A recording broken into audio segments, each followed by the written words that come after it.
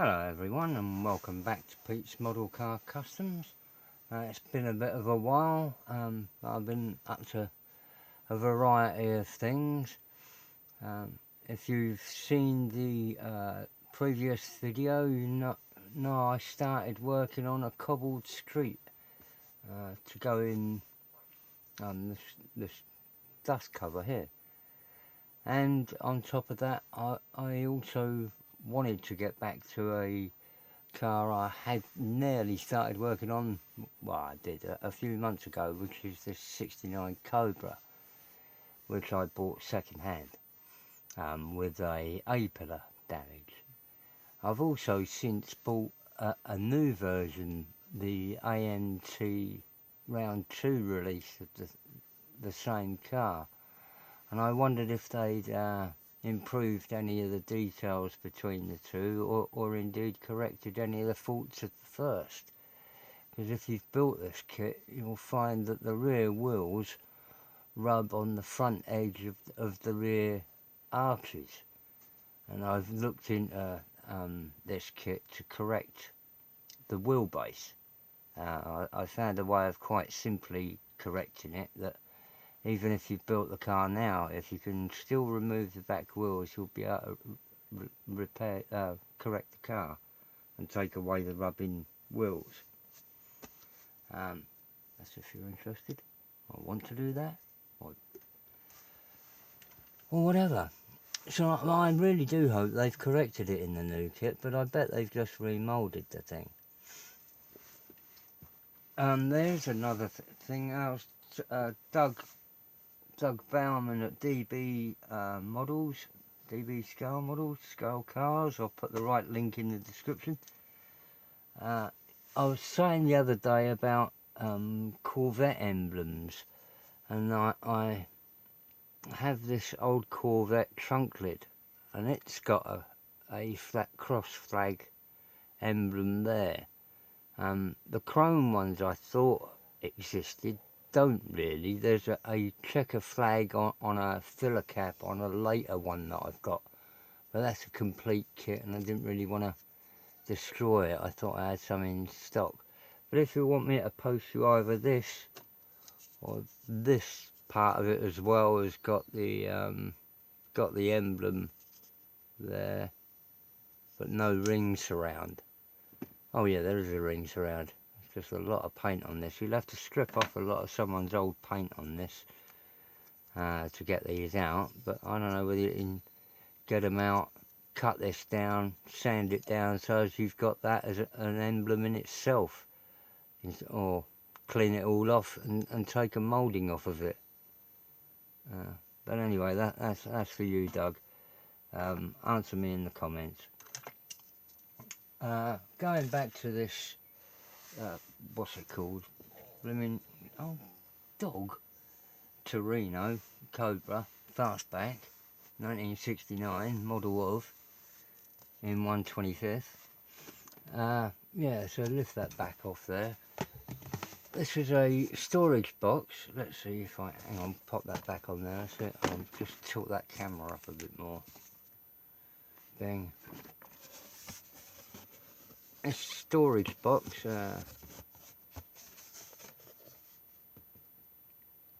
And a lid. I don't know whether all that was only a few quid, and it's a good size for a car like this. Yeah, it's quite a fair size, and I've been moulding. Yeah, again, if you saw that last bugger off you, the last video, that's the completed painting of this here chap for the whatever that surfing thing's called. Nice little fella, that's good fun. There'll be an update on that in a few days when I've finished it. I'm waiting for some new exhaust headers that I've made to dry. But anyway, this is the road surface that is made out of split peas and wooden cardboard and various stuff, and then it's all gravelled and granulated to look like roadway. Over the far side I've put in a drain down there and moulded it all in. I think they give quite a good effect of an old cobbled road. I'm starting now, as you can see here, to make some walls that I'm going to leave plug in and plug outable, I think, really, rather than totally fixed in, and then I can have a better height as a background. But this actual base, if I pop it out of the black original lid, that's what I've done to the lid with a soldering iron. Absolutely butchered it to get a sort of bottom shape, and then moulded in. I've still got the printing on there. Pieces from egg cartons, cardboard egg cartons, which is a good sort of cardboard. Soften it all up and make a mixture of PVA and that, and then mould it into there. And where I've shaped the bottom base, this will interlock with the base and press in place. Now it snaps in place, so it's good and rigid inside there. But it's a nice sort of I'm pleased with that. But that was very time consuming. I suppose this video is now, and you'll all have gone somewhere else. 6 minutes, wow. Like I said, this was in for a pillar repair. Got it second hand. It looked like this. There were some problems with the wheel fittings, which led me to just pop the engine out. I'm playing with a new inlet manifold that I'm making up there, because I've got some ideas there. It was previously started, but like I said, the point of what I'm going to show is a quick, easy fix to the rear axle.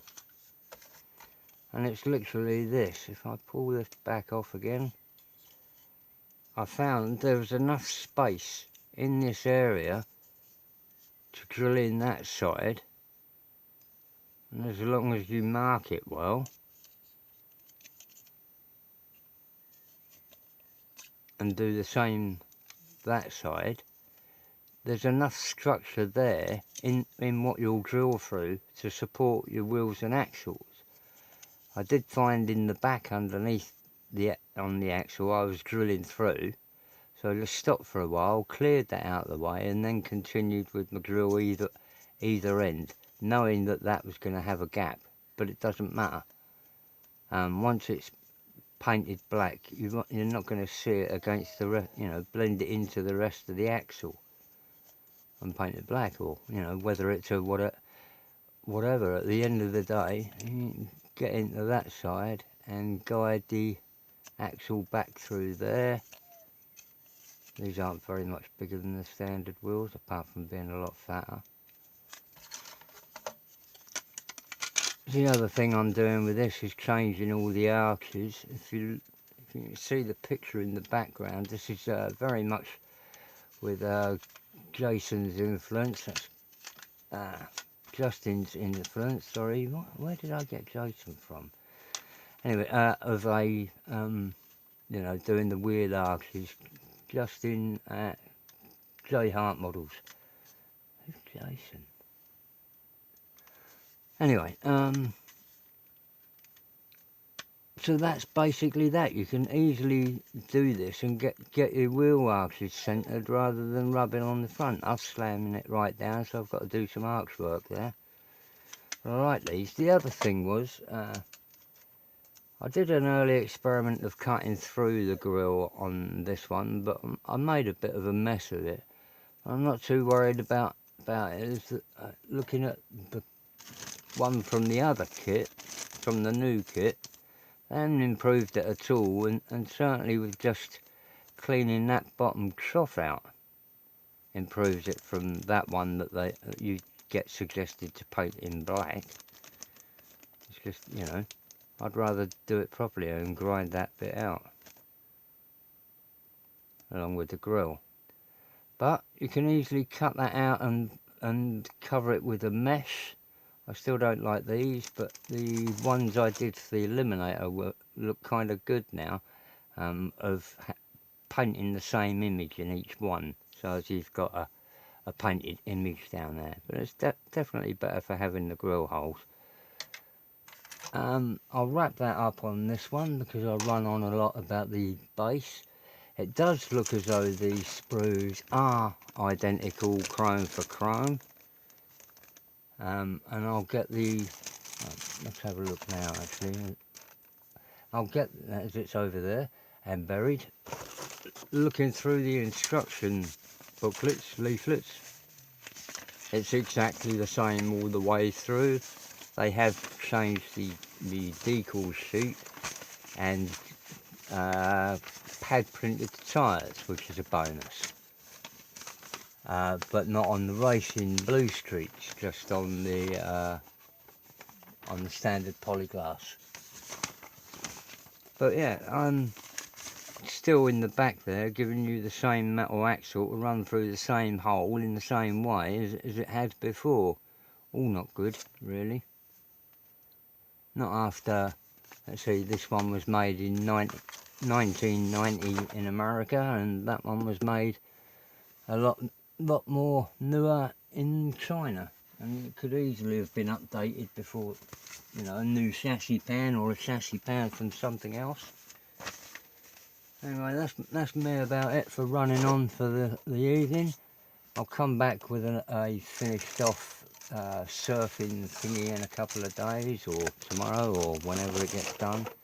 Like I said, I've made new headers for that, and I'm just waiting for some of the goo, sprue goo that I've fitted into it. But I'm going to do some sort of body kit on this.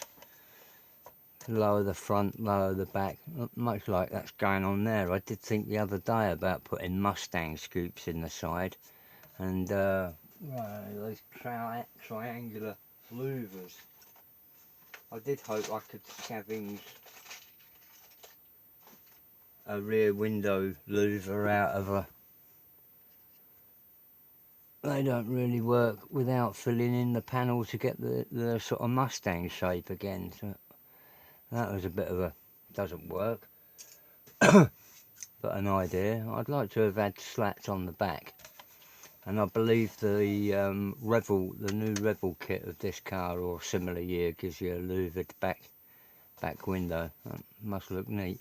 But anyway, I'm doing the arches and getting some bodiness going on, like the picture at the back. That's it from now. Best wishes from jolly old England. Hope you're all okay.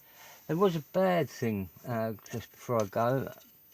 Parnelli Jones, I don't know whether you've heard, he died the other day, well into his 90s, a great American racer and team sponsor and all that, which is a loss. On, I believe, the 4th of June that was. A great driver in a lot of classes. Anyway, like I said, best wishes from jolly old England. Bye.